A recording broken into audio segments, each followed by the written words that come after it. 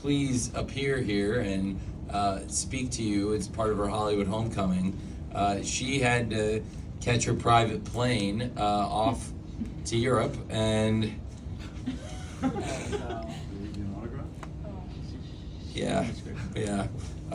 so, dearest Anthony, please excuse my absence.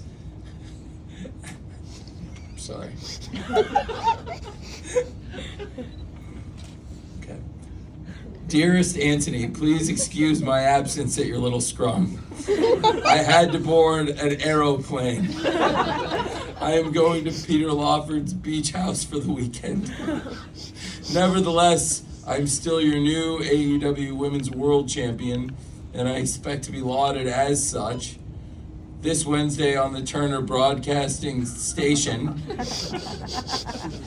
give Ted my best. If you must talk about me, do be kind. Don't drink so much coffee. Well, she knows me oh too well. Forever timeless, and she put a lipstick. She really wrote that. You gotta frame that. Well, and in her absence, she looms over us. But it's great to be here with you. It was a great show, and I'd love to talk more about it. And also would love to talk, in addition to Full Gear, about the AEW Continental Classic. That's something I'm very excited about, and given the opportunity, I'll gladly discuss. We got a lot of really exciting things coming up. It's been our biggest year ever. In addition to the Continental Classic, we've also got very exciting things like the aforementioned Wembley on sale. Really excited about AEW All In. It's really just days away that we go on sale, and it's a historic event for us, and a really big swing to try something like that again, and build that kind of goodwill with our UK fans that we have. And also really excited, speaking of the Continental Classic, about AEW World's End, which is where the Continental Classic will culminate. And we had an announcement earlier tonight about the Continental Classic that I would love to address. Eddie Kingston came to me, and as he said in his promo, and nobody could say these things better than Eddie Kingston, he was willing to put his money where his mouth is. He asked me about the Continental Classic, and it has really piqued his interest. I think Eddie Kingston loves the Japanese style of wrestling and is a historian of pro wrestling, Japanese wrestling, and all wrestling, and something that I share. And I talked about the great field, and we've announced great wrestlers already. Bryan Danielson, Mark Briscoe, Andrade El Idolo, and we have a great field coming together. And Eddie Kingston asked me about joining, and he asked about it, and of course, we have a very different kind of tournament. It's single elimination. It's a very different format, which is the Owen Hart Foundation Cup Tournament, and it's held in the summer. It's a very different kind of tournament, and we award the Owen Hart Cup winner a trophy and a championship belt. In this case, with the Continental Classic and all the excitement about it, it got a lot of buzz. Not just because people are excited about the round robin format, but people got excited when we announced the first competitor in the field is Bryan Danielson, coming back before anybody thought it was going to be possible. I think people got excited when we've announced that there'll be nobody allowed at ringside. We're going to completely shut down any interference by all means necessary. And these are going to be straight, great wrestling matches. On the scoring, I have taken something that I have found is really effective in English football and really motivates people to go for the win and fight it out, and will create exciting possibilities in this format. And is a little bit different from what people have seen in other round robin wrestling tournaments, is 3 points for a win, 1 point for a draw. And with 3 points for a win, 1 point for a draw, as you've seen in European football, and I think comparing it to what we've seen in other tournaments, where 2 points for a win, 1 point for a draw, people will be really motivated to go after it, to go and chase. And people are really excited about the Continental Classic. And when Eddie Kingston came to me, something he said was, there's a lot of championships, a lot of trophies in wrestling. And Eddie Kingston, he called his life's work to unify the New Japan Strong Openweight Championship with the Ring of Honor World Championship. And it's a big deal to me as the owner of Ring of Honor that the Ring of Honor World title is unified with the New Japan title. That really means something about the relationship between the companies, and also adds further credibility and prestige to the Ring of Honor World Championship. Now, when Eddie asked me about this tournament, he said, I'm not going into this as the champion and reducing the credibility of these belts. If I go into this as the champion, whoever wins should be the New Japan Strong Openweight Champion. They should be the Ring of Honor World Champion, and of course the winner of the Continental Classic. So it creates something very interesting. Eddie Kingston's put his money where his mouth is, so Eddie Kingston's officially entered the field, but now the winner of this tournament will be not only the AEW Continental Classic winner, they will be the New Japan Strong Openweight Champion and the Ring of Honor World Champion, to be the champion in 3 different companies, something we've never seen here in America, and something very exciting. And we've had similar situations, I think, but the New Japan Strong Openweight Championship being defended here on American soil, it creates an interesting situation. Really, the only thing close to this was when Kenny Omega had, of course, unified championships. Even in that case, it was an international title he held. So to hold championships of 3 different promotions here in one country, it's pretty historic for whoever wins the AEW Continental Classic. It was really gutsy of Eddie to put up his titles to enter the tournament, but I think it speaks to the kind of champion he is. But also now we know whoever wins this tournament is going to come away with a very, very prestigious title, and it's actually not just creating more championships in wrestling, it's actually consolidation, but more important, it's cooperation, because what this Triple Crown means, that the winner of this tournament, which is going to be a great field that we're going to be announcing in the coming days as we approach Wednesday Night Dynamite on Thanksgiving Eve, it's going to be creating a championship that's very prestigious, and a champion that represents 3 different companies on American soil and 3 different companies worldwide. So I'm really excited about that. And now I can start taking questions, but just wanted to kind of give you guys a little bit more information about the Continental Classic. So are you unifying all 3 titles then? Yes. The winner of the tournament will be the Ring of Honor World Champion. They will be, and New Japan has cleared this, that Eddie is their champion, and New Japan is aware, and that the winner of the AEW Continental Classic will be the New Japan Strong Openweight Champion. They'll be the Ring of Honor World Champion, and they will be the AEW Continental Champion. So we are unifying all 3 titles. Will those titles go away? No, it will be a Triple Crown, and forming a Triple Crown of 3 titles. It'll be the Ring of Honor World title, the New Japan Strong Openweight title, and this tournament. And what's really great is I think we found something here. There's a lot of excitement about the Continental Classic, so it creates a venue. So what I'm excited about is that the winner of this tournament will go out and defend the championships throughout the year, and whoever at this time next year is the champion will have another huge field to participate in. And we have a lot of excitement about this, and people clamoring to enter. And in the coming days, I believe you'll see a lot of the most exciting young stars and some of the top stars in AEW all are lining up for this opportunity. And it is an exciting opportunity because people ask what the Continental Classic, what does it represent? Well, it represents something very important, a competition in AEW against other top stars, but also something more prestigious, because for the champion of 2 other companies to step in and say, I want to be in this competition, and if I'm in this competition and I don't win it, then whoever wins should be the champion of the companies I'm the champion of. And in this case, the winner of this will unify 3 different promotions championships, which has been a novel idea when we've seen it before, and frankly, it piqued my interest. Of course, Kenny collected belts, and at one point I think had built a very impressive collection of championship belts of different promotions, and in All Japan Pro Wrestling, you have different championship belts. The PWF and the NWA United National and different promotions. I named two of them. Does anybody know what the third belt in the All Japan Triple Crown is, besides maybe Jim? Or does even Jim know the third belt in the All Japan?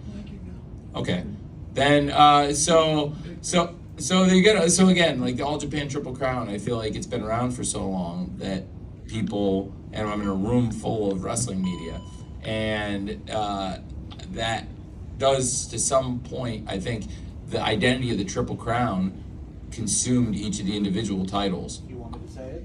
Please. NWA International. Thank you. And the International. So there are three champions, and Corey, I appreciate Corey shouting it out at this point. But so really, the United National, the International, and the PWF title, I think the Triple Crown that All Japan created is a great example of synergy, where the sum is greater than the whole of the individual parts. And potentially, I think that's what we have the opportunity to see here, and have the winner of the Continental Classic, which is a very prestigious AEW competition, go on to represent three different wrestling promotions, which I think is really exciting, and take on the commitments of a touring champion in different promotions, which is something that is a throwback in many ways, but also like a very new and exciting thing. And so the really cool thing about it to me is that the winner is going to be crowned in a tournament with no outside interference, because there's not going to be anybody allowed at ringside, and with a great field of great pro wrestlers. And I think in AEW, we've got a great mix of things, and it's, along the lines of what Max said when he came in earlier, I think rang true, talking about you get all these different great styles of pro wrestling, and to see everything under the sun. Certainly the Texas Death Match did throw pretty much everything but the kitchen sink at us, and you can see some of the wildest spectacles in wrestling. But I do think for fans of the sport of wrestling and people who want to see a great wrestling competition, I think that's what they'll also get in the Continental Classic. Couple over here. Hi, Tony. Thank you. Russ Weekland from the Daily Mail. Wonderful news about the Continental Classic, but we have to talk Wembley. Yes. Logistical preparations for it. Clearly, you hit it out of the park this past August, but now it's a whole new thing this time around. So please discuss. Thank you. I'm really excited to talk, and I really appreciate you visiting us, and thank you for giving us the chance to talk to you about it.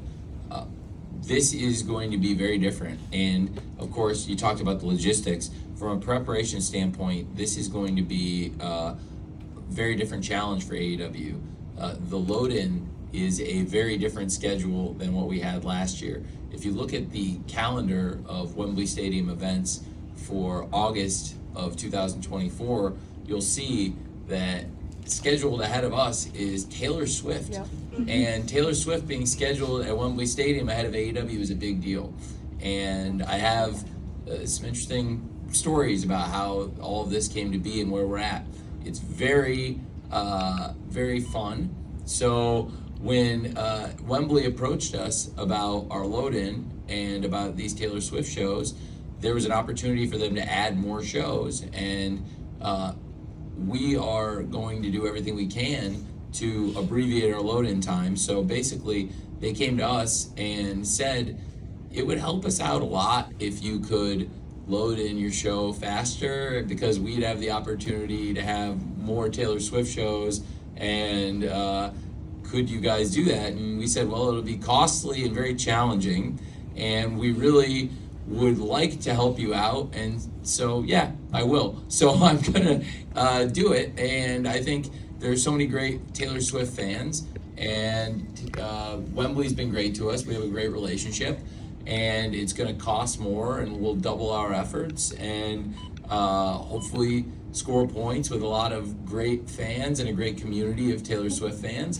So if we can make more Taylor Swift shows in London, possible by speeding up our load-in, and I pay a little bit extra to do so, but we still have a great event at Wembley. Everybody wins, and I'm not going to get crushed or killed in the process, so I'm fine with that. And I think a little bit of extra money and a little bit of extra human power getting the show put on, it's worth it. So Wembley's going to get more Taylor Swift shows than they would have, and there's going to be a great AEW All in London, and from a logistical standpoint, that'll be a little bit of a different challenge because we won't have as much time to set up as we did, but I'm also happy to accommodate that because I think that's going to be good karma for us.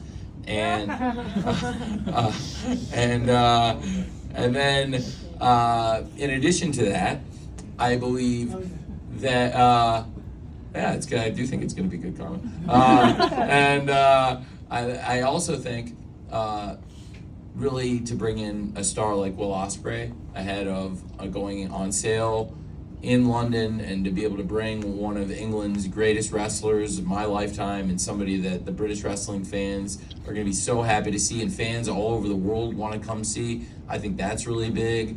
And we just have so many exciting things happening in AEW. It was a great show. You heard the fan reactions tonight, start to finish. I mean, we had really, really great fan engagement tonight, and great pay-per-view numbers. There's a lot of exciting things happening, and now certainly the biggest thing in front of us in AEW is the Wembley on sale and AEW All In 2024. It's huge, and so it'll be a little bit different next year. We learned a lot from the load-in this year, and one thing we learned is that to make this happen, we'll definitely have to get more people. But I think it's going to be great, and I'm really excited about it.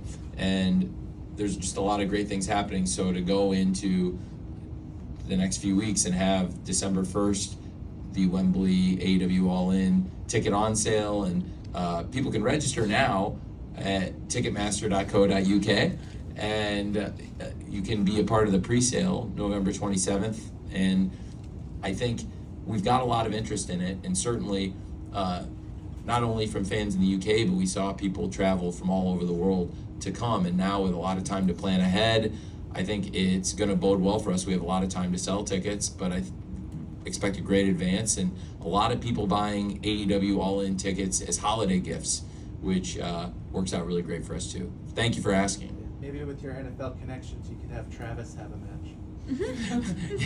Yeah, that's interesting. Well, we will be playing against each other with the Jaguars and the Chiefs, I'm sure, and have had a lot of hard-hitting games. But if that would be a lot of fun too. Thank you. Another over here. Corey Lieb with the Wrestling Observer. Now, obviously it was a great show tonight, but there was also something yesterday after Rampage that you really haven't talked about. So let's talk about it. Ronda Rousey. Is there a deal?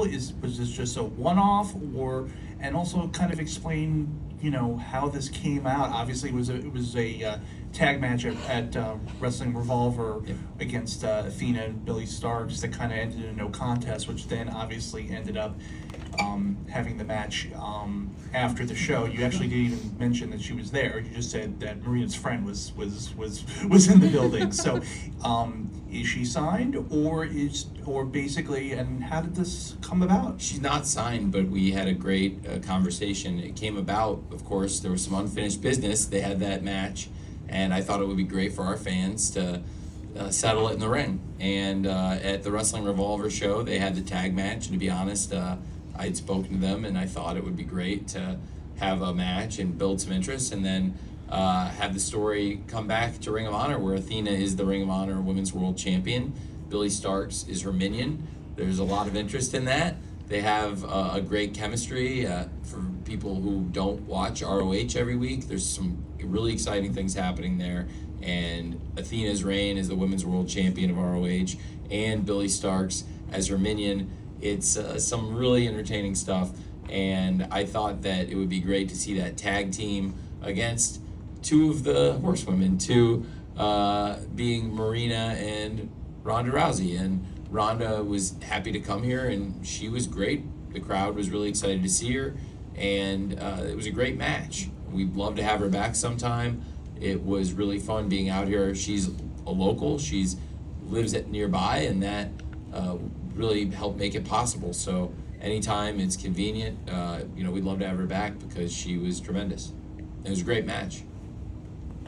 And if people want to see it, check out ROH. Hector Diaz, Los Angeles Times. We had some great diverse crowds the last 2 nights before them. Can you speak on the diversity of the AEW fan base in Los Angeles compared to like other markets? Well, it's a great question. I think LA is certainly a very international city, and stars from all over the world in AEW, and there's great fans from really all different backgrounds here in LA, and certainly it's great being here. It's one of our best crowds, and they were lively throughout the night, and it really helped make it, I thought, one of our great shows and some of our best matches. Hi, TK Trinidad with Women's Wrestling Talk. So a couple of questions. First, a lot of people thought that Mercedes Moné was going to be one of the people signed. That was kind of all in the universe. Have you had any talks with her at all? Yeah, she was at AEW All In, and it was great having her as a part of the show.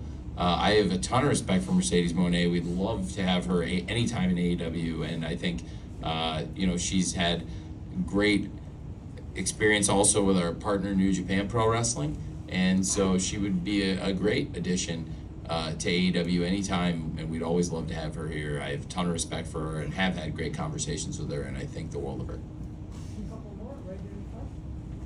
Hey Tony, how's it going? Adrian Hernandez with the Sporting Tribune. First off, thank you for confirming that Taylor Swift is AEW. Signed with them. Can't look forward to those articles. But I do have a question for you. All In, obviously, huge event. Next year will be another huge event. Your competition is throwing a show in that same Europe area very soon to All In. Is it flattering to you to see that? I don't know. I don't know exactly when and where that competition would be, but I do think we've definitely set the bar very high in Europe and worldwide. What we did last year at All In is historic, and it's something nobody can ever take away, and that's why 2023 is AEW's greatest year.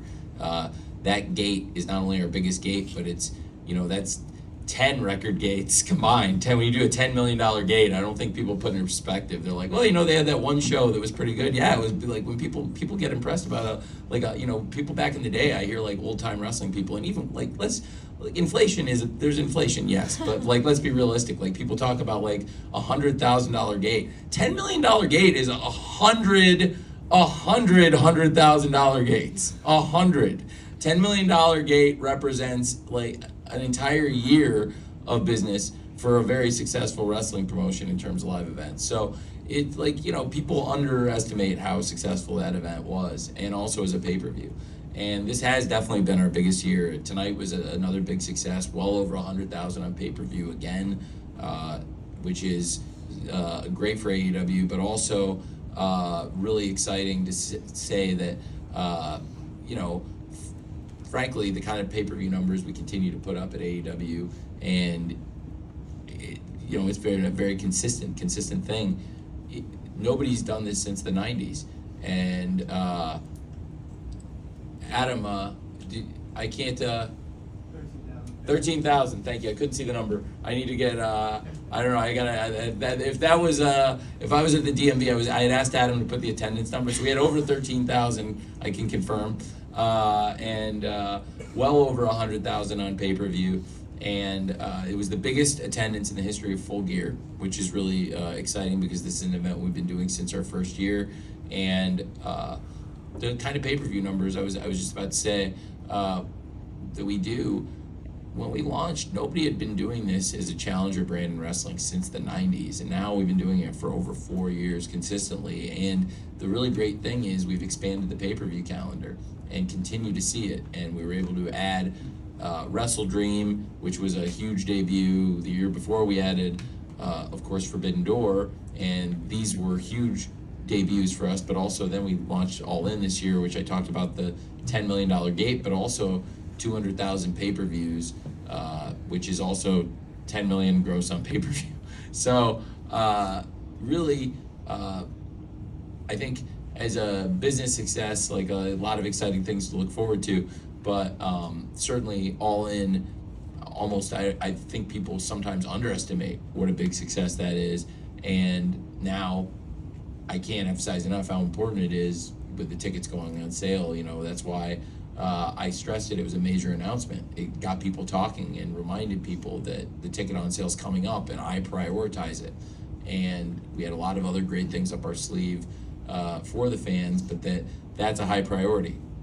The timing of Will Ospreay arriving here, I think that's really important. To have Will Ospreay, one of the greatest British wrestlers, arrive before we go to London and try to do something historic. We've already done something historic, but now to go back and take another swing like this, that's historic. It's a different approach to wrestling, and we're trying something different than what's been done, because there was a time when there were wrestling traditions, wrestling events year over year, but I think now to do a stadium show, the norm in wrestling has been to move it around. But I really believe in London. I really believe in the fans, and I really believe that London is a capital of the world. It's a place where people will travel from any destination, and it is a beacon.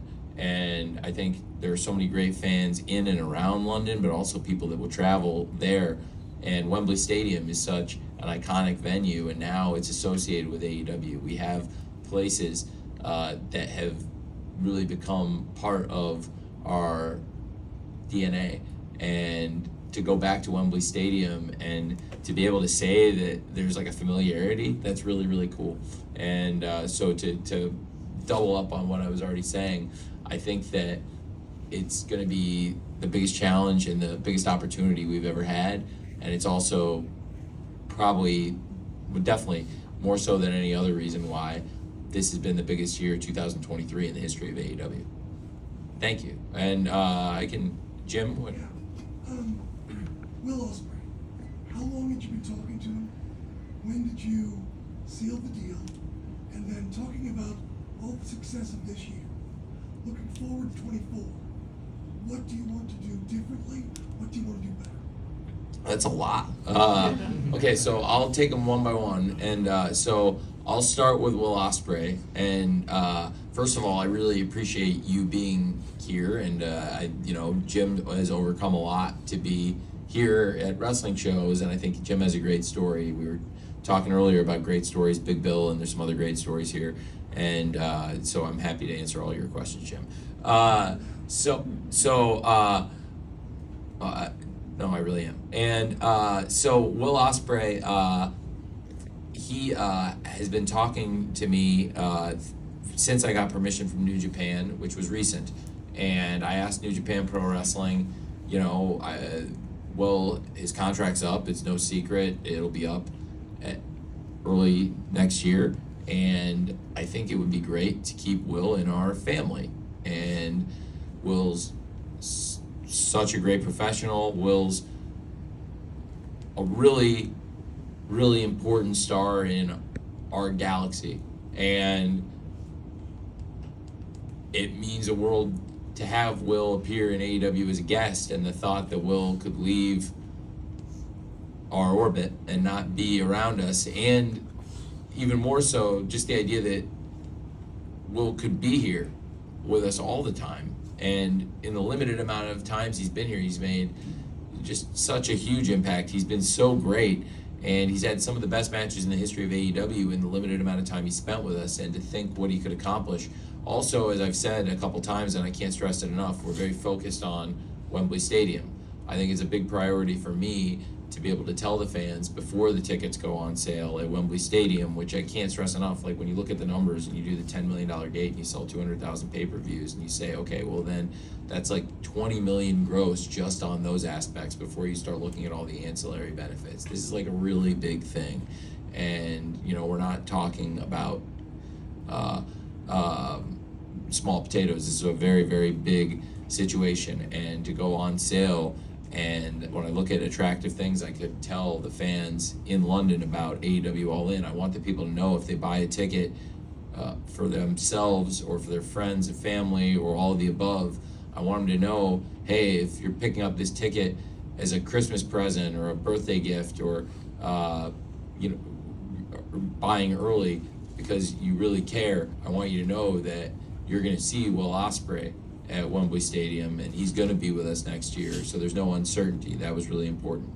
And so I actually got that agreement done this week, and it was important to me because that on sale's coming up, Full Gear's coming up. This is the entertainment capital of the world. We have so many great members of media from great publications, great wrestling publications. There's wrestling writers here, and there's people from great international publications. We've heard from the Daily Mail and the LA Times, and we've heard from the Hardcore Wrestling Press, and it's a great mix. And the great thing is all you care about wrestling, and that's why you're here and stayed late to talk about this with us. So Will Ospreay signing is a really big deal. I thought it was something really important to get done, to have him at Full Gear, and to be able to explain he is going to finish out his commitments to New Japan, but he will be with us. And again, ahead of the Wembley on sale, I thought it was important, and also a great surprise for the fans here at the pay-per-view tonight. And as for then your other questions, Jim, I think you asked about Will, and then you kind of asked about 2023, 2024. Well, it's been interesting because I think 2023, something that I also saw in 2022, had to make changes with injuries. There was a period with a bunch of injuries. In particular, there was a week, and it was here. And there was no Scrum because it was not a pay-per-view event. But I imagine a good amount of you were here in June of 2022. I'm ignoring Tony Storm's lovely note. I'm still drinking the coffee, Tony. In June of 2022, we were here, and it's kind of amazing to think back, but it was so hard hit, and we had these injuries really bite us. And we had Bryan Danielson, CM Punk, and Adam Cole all get hurt in 1 week, and not even really in 4 days. They all got hurt bad, and it really shook up the company because that's multiple stories. It was like a large percentage of the TV product that they were involved in separate stories. It was like, it wasn't even just one story getting messed up. It was like across the show. And I've said it before. I've even said it to people who were in the room that I had really cool stuff called going into the first Forbidden Door. And we had to make a lot of changes going into the first Forbidden Door, but it turned out to be a great show. And that has been also this year. I've had to make changes due to circumstance. You saw Adam Cole here on the crutches, and that changed some things from what I originally thought about doing. Jon Moxley had gotten hurt. That changed a lot of plans. Yet, what I think has been great for AEW is we have so many great stars, and we have a lot of people we can count on to put on a great show time in, time out. So I knew when we came here for Full Gear, we were gonna have a great one. And I felt like tonight was a really, really great way to come into a place where we've had great TV shows, and I think we've had some of our best TV shows, and I wanted to come here and top anything we'd ever done, and I felt like we did. We had some incredible matches that were on a level beyond anything we've ever done when we come to LA, and that was my goal, to set a new bar here, and we did. And we had the Texas Death Match, which to me was one of the most incredible matches ever in AEW, and I'm biased, but I thought it was one of the greatest matches I've ever seen. And then that is the ultimate high bar. And going into that, there'd already been so much great stuff on the card. And Orange Cassidy was here. I thought Orange Cassidy was just incredible in the Jon Moxley match. Those guys tore the house down. And Julia Hart was here. I thought Julia Hart, Chris Statlander, and Sky Blue was a great match. The ladder match, those guys were in here. They were great. And then the final act of the show, we talked about how Young Bucks and Jericho and Omega were able to really keep the crowd going after they'd seen so much stuff in the Texas Death Match. But then at the end of the show, knowing that the crowd has seen so much, it was a testament, I thought, to MJF and Jay White and how much people wanted to see where the story turned, that the crowd was really on the edge of their seat for the entire last match. And it was different. And I think if people want to see the sports-based presentation in every match. There's 33 matches in the Continental Classic, so get ready, strap in. Get ready, every Wednesday and Saturday. The same people who don't want to see any outside interference, I'm not bullshitting, I'm dead serious. If you don't want to see any outside interference, if you want to see straight wrestling at its very best in a great field, then put your money where your fucking mouth is. And Wednesdays and Saturdays, I expect to see you strapped in, because we are going to put on the best wrestling tournament with some of the best matches.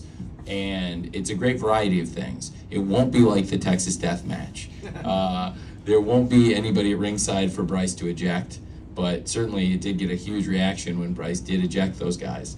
And I do think that's what's great about AEW, is the blend of wrestling. So with 33 matches, 12 competitors, 6 weeks of the Continental Classic, and the tournament culminating at World's End, you better believe that's going to be some of the best wrestling on the planet. And I think for the wrestling purists, that's great. That's a great opportunity to see that. And you also got to see so much great stuff up and down the card, whether it was crazy, hard-hitting ladder match, whether it was Orange Cassidy doing everything he could to hang on against Jon Moxley, or again, I thought Sky Blue and Chris Statlander and Julia Hart did so much, and it really had an incredible match. And they were also following an incredibly hard-hitting match in that ladder match, and they were really able to keep the crowd with them. I thought that was hugely impressive.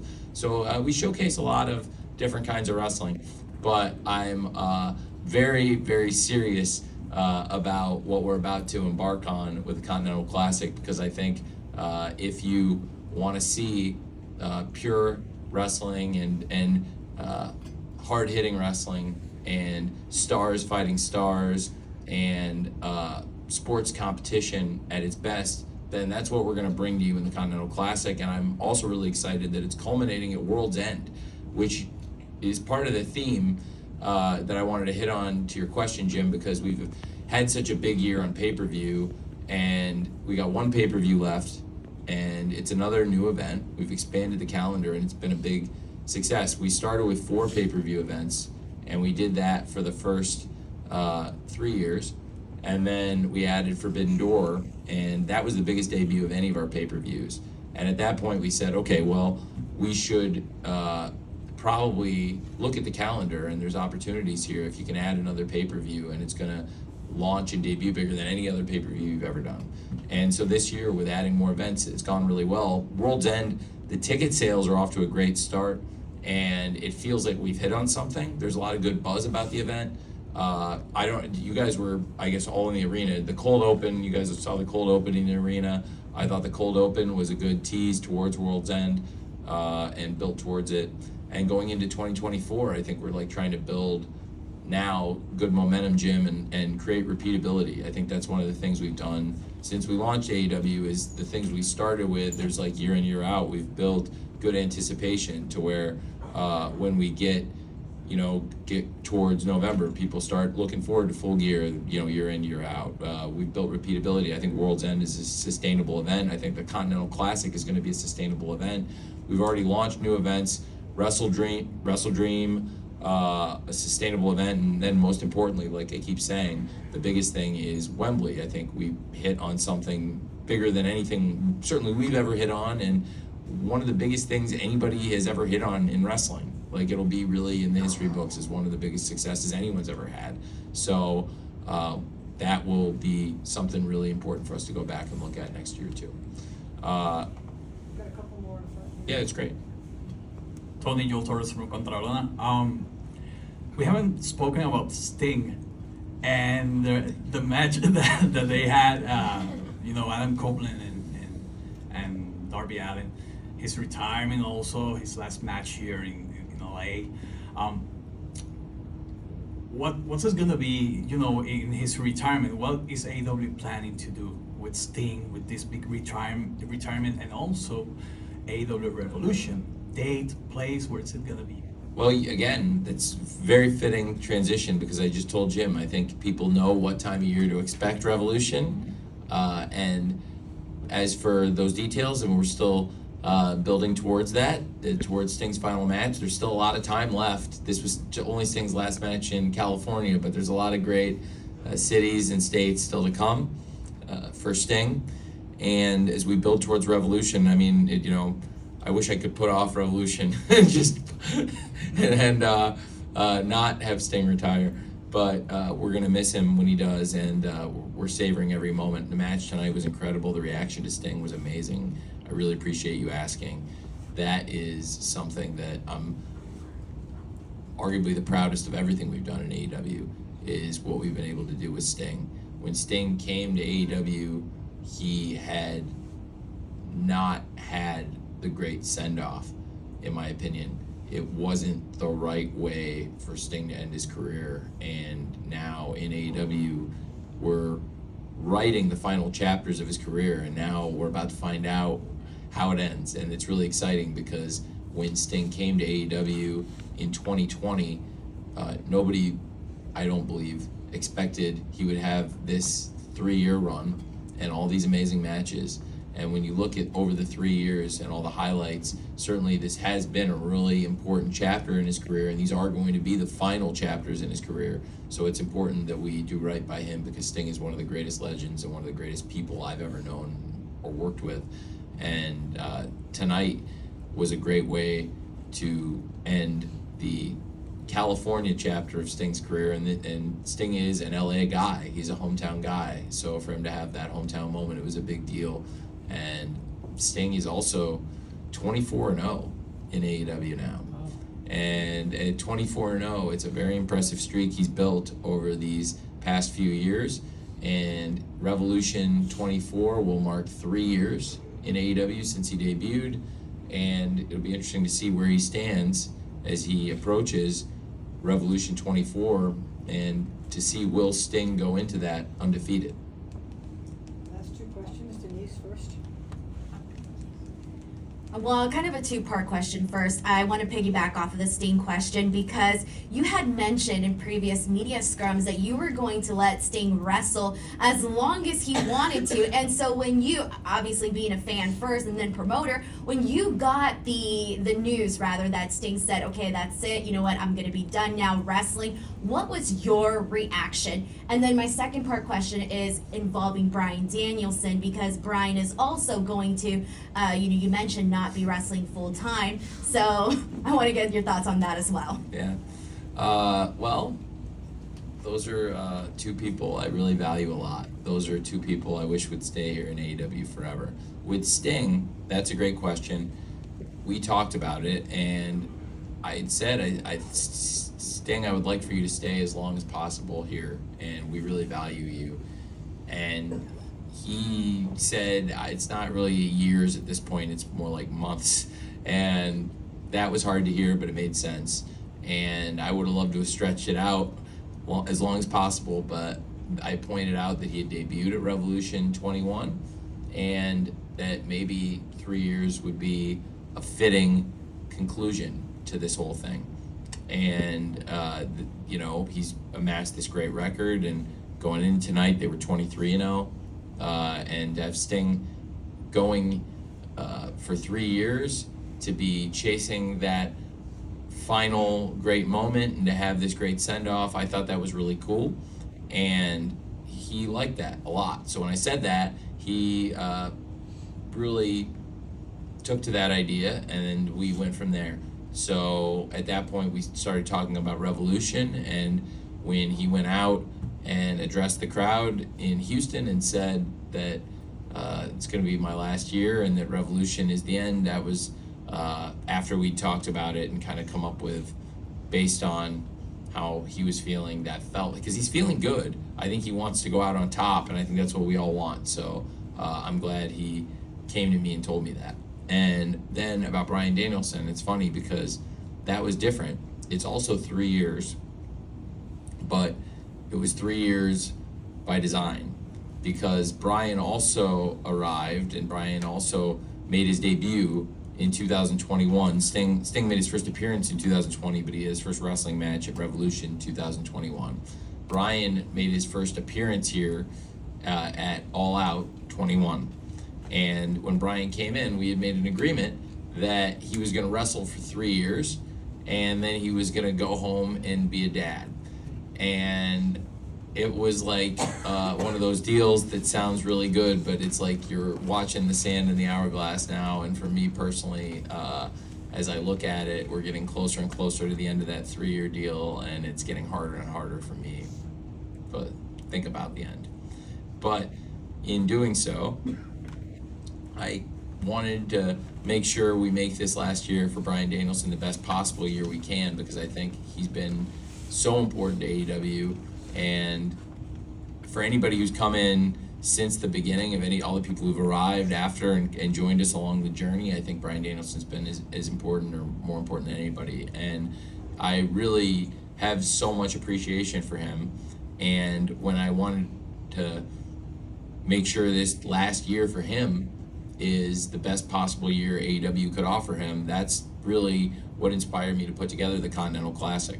And when I knew that he would be available earlier than people expected to come back and finish the year out strong, that was really exciting. And then I think it speaks to the power of the influence Bryan Danielson has on wrestling fans, that when they heard he was going to be in the field, it instantly legitimizes the competition. It tells people what it's going to be, and it got a lot of buzz. It was so buzzworthy that you had top stars lining up.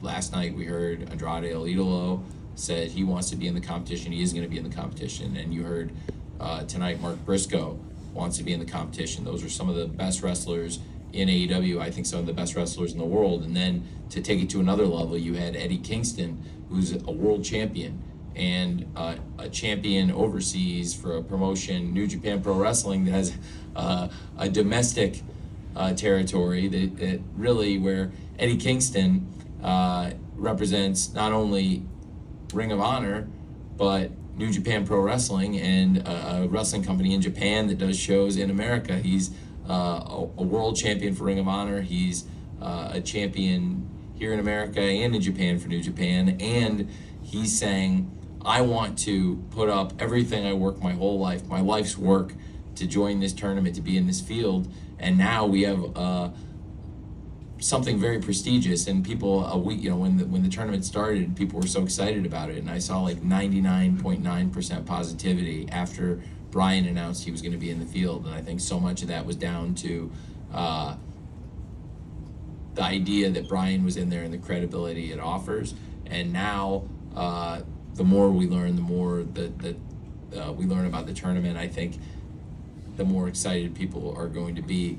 And so much of it is a testament to Bryan. And when he was in the tournament, when he announced he was in it, I think that inspired the locker room, where a lot of the other people in AEW wanted to be in the tournament to compete with him, and that speaks to his influence. Also with Bryan Danielson, he is backstage a great mentor to a lot of the talent. And when he's not here, we miss him. It's been hard with him not being able to fly. So it's been really in recent weeks, Bryan, catch up on the phone, text and stuff, but we miss him backstage. So it'll be great also with the Continental Classic, with Bryan coming back. It'll be great having him back at AEW, because we've really missed him. He couldn't even travel to work backstage with us. It's ever since he had that injury, he hasn't been able to fly. But thankfully, it turned out to be not as serious as we'd feared at one point. We thought he might be out even longer, and that's one of the real blessings, and I think that's one of the things that's going to make the Continental Classic such an exciting competition, and keep raising the bar, and that's what I want to do for his last year. So for Sting and Bryan Danielson, they're very different wrestlers, and you're all connoisseurs of pro wrestling. You all know they've had great careers, but they're also really different. And I feel like even if you haven't spent, 10,000 hours with each of them, you all kind of might have enough of a sense to understand they both approach wrestling differently, and they both have a different kind of appreciation for wrestling, yet they both have the same love for wrestling, and they both are two of the most genuine people in AEW. Their styles are very different, their careers have been very different, but they're two of our biggest stars, and we really appreciate having them here, and are going to try and make the most of them while they're here. Last question. Hi Tony, Dylan Chambers from KO Sports Australia and 3 Count Podcast. On the back of the success of All In this year and what most likely will be All In next year as well, is there a look to take AEW to other international markets? It's a great question. We had a very successful tour of Canada this year also, and that went really well. The